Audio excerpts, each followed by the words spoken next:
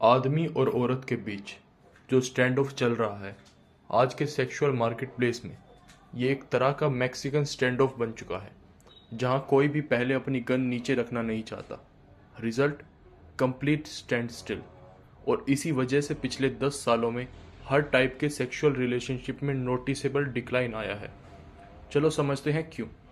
Picture कुछ ऐसी दिखती है।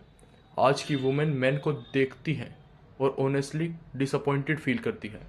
उन्हें लगता है अच्छे आदमी ख़त्म हो गए और जो आदमी उनसे एंगेज करते हैं वो सिर्फ सेक्स चाहते हैं, कमिटमेंट नहीं। उनके पर्सपेक्टिव से ये उनकी वर्थ से कंप्रोमाइज़ करना है। उन्हें लगता है ये डील लॉस है, इसलिए वो सिंगल रहना चूज़ करती हैं और वेट करती हैं उस बेटर मैन का जो उन्हें ज़्यादा देगा। अब दूसरी साइड देखो, आज के आदमी औरतों को देखते हैं और कंफ्यूज नहीं, लिटरली बिविल्डर्ड होते हैं। उन्हें लगता है अच्छी वुमेन भी ख़त्म हो गई भाई, और जो वुमेन उनसे एंगेज करती हैं वो चंद मांगती हैं, चांद मांगती हैं, तारे मांगती हैं, डिमांडिंग हैं, एंटाइटल्ड हैं और कभी कभी डिल्यूजनल तक हैं। उन्हें लगता है वुमेन बहुत ज़्यादा मांग रही है और रिटर्न में बहुत कम दे रही है। उनके पर्सपेक्टिव से ये ओवर पे करना है, ये भी एक लॉस है, इसलिए वो भी सिंगल रहना चूज़ करते हैं और वेट करते हैं उस बेटर वुमेन का जो उन्हें ज़्यादा दे। और यही है एक्चुअल सिचुएशन। दोनों साइड्स चाहती हैं कि दूसरी साइड पहले मूव करे। वुमेन चाहती है मैन ज़्यादा दे वरना नो सेक्स। मैन चाहते हैं वुमेन ज़्यादा दे वरना नो कमिटमेंट, नो रिसोर्सेज। इस स्टैंड ऑफ में दोनों चाहते हैं दूसरा पहले सरेंडर करे, पर कोई भी रेडी नहीं है। क्यों? क्योंकि दोनों को लगता है उनके साथ चीटिंग हो रही है। और सबसे क्रेजी बात, दोनों सही हैं। मैन और वुमेन दोनों ही एक दूसरे से वो नहीं पा रहे जो वो सबसे ज़्यादा चाहते हैं, और रिजल्ट, रिलेशनशिप कम हो रहे हैं। ज़्यादा लोग डिसाइड कर रहे हैं सिंगल रहना बेटर है। अब मैं पहले भी एक्सप्लेन कर चुका हूँ कि हम यहाँ तक कैसे पहुँचे एक एपिसोड में, जिसका बारे में हमने बात की है पहले। अगर नहीं देखा तो देख सकते हो। रोमन एम्पायर से लेके अब तक बहुत टाइम पहले एक आदमी था, मार्कस क्रेसस। ये सिर्फ रोम का रिचेस्ट आदमी नहीं था, बल्कि हिस्ट्री का सबसे अमीर लोगों में से एक था। और उसने पैसे कैसे बनाए? फायर डिपार्टमेंट कंट्रोल करके। जब भी आग लगती वो अपनी ब्रिगेड लेकर आ जाता, लेडर्स रेडी, पंप रेडी, सब रेडी, और फिर कुछ नहीं करता, बिल्कुल कुछ नहीं, बस खड़ा रहता और घर जलता देखता। थोड़ी देर बाद घर का ओनर पैनिक करता, तुम क्या कर रहे हो, आग बुझाओ। और वो बोलता, नाइस हाउस, थोड़ा ख़राब कंडीशन में है अभी, पर कभी काफ़ी वैल्यूएबल था, 50 दिनारी लोगे।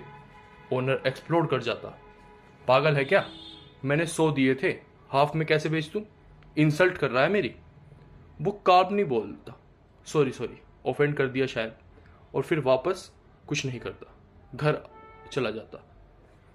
और फिर घर और जलता रहता, दोबारा आता, फिर वो दोबारा बोलता, एक्चुअली मेरी लास्ट ऑफर ज़्यादा थी, अब कंडीशन और गिर गई है, 40 दिनारी ठीक रहेंगे।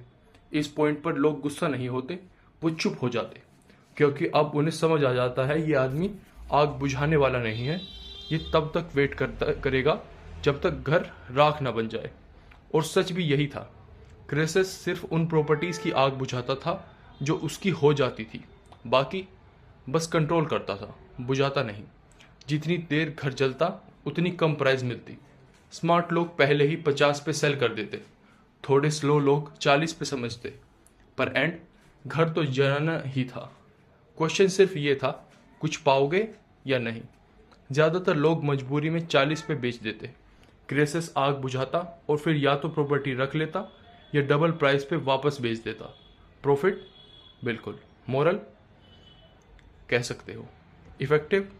बिल्कुल। उसने एक चीज़ समझ ली थी, टाइम के साथ स्टैंड ऑफ का आउटकम चेंज होता है। अब वापस आते हैं आज के सेक्सुअल मार्केट प्लेस पे। लेडीज़, मैं सीधा तुमसे बात कर रहा हूँ।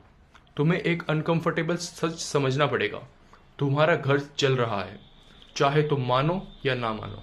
यहाँ घर का मतलब है तुम्हारी सेक्सुअल मार्केट प्लेस वैल्यू। और जैसे रियल स्टेट की वैल्यू गिरती है जब वो जलता है, वैसे ही ये वैल्यू टाइम के साथ जनरली गिरती है। क्यों? क्योंकि मार्केट डिसाइड करता है वैल्यू, और यहाँ मैन डिसाइड करते हैं क्या वैल्यूएबल है। जैसे तुम मैन की वैल्यू जज करती हो, वैसे ही मैन तुम्हारी वैल्यू जज करते हैं। और हार्श रियलिटी, ये जजमेंट हैविली एंकर्ड होता है फिजिकल अट्रैक्टिवनेस पे। काश ये सच ना होता, सच में काश, क्योंकि ये अनफेयर है। बहुत सारी इंपॉर्टेंट क्वालिटीज़ इग्नोर हो जाती हैं अगर फिजिकल अट्रैक्टिवनेस ना हो। और ऑनेस्टली मैन भी स्टूपिड है इस चीज़ को ओवर वैल्यू करने में। ये ओवर वैल्यूएशन रिलेशनशिप को डैमेज करता है। प्रॉब्लम ये है, ये हार्डवायर्ड है, बदलेगा नहीं, और ये जल्दी चेंज नहीं होने वाला। तो अगर तुम्हारी वैल्यू टाइम के साथ गिर रही है तो लॉजिकल स्ट्रेटेजी क्या है? अर्ली ऑफर एक्सेप्ट करना, क्योंकि ज़्यादा केसेस में आज जो ऑफर है कल उससे बेटर नहीं होगा। इसलिए मैं कहता हूँ वुमेन का डिफ़ॉल्ट मोड होना चाहिए एक्शन। अगर तुम्हें लगता है ऑफर लो है और तुम वेट करती हो, मैन बस वेट करेंगे। यही स्टैंड ऑफ है, और तुम्हारा घर थोड़ा और जल जाएगा। ज़्यादातर केसेस में नेक्स्ट ऑफर और लो होगा। Simple logic. अगर घर जल रहा है तो जल्दी बेचो। अब रेजोल्यूशन समझो। स्टार्ट में दोनों इक्वल लगते हैं। वुमेन बोलती है ऑफर लो है, ज़्यादा दो वरना हम सिंगल ठीक हैं। मैन बोलते हैं प्राइस हाई है, कम करो वरना हम भी सिंगल ठीक हैं। पर टाइम के साथ इक्वेशन चेंज होती है। एवरेज लेवल पर मैन की वैल्यू बढ़ती है, वुमेन की गिरती है। मतलब नेक्स्ट ऑफर और कम हो सकता है। अब कुछ लोगों ने क्राइसिस को कभी सेल नहीं किया, उनका ईगो हर्ट हो गया। उन्होंने सोचा मैं इसे बेचूंगा ही नहीं, और उन्होंने घर जलने दिया। 0 पैसे पर ईगो बच गया। पर प्रॉब्लम क्या थी?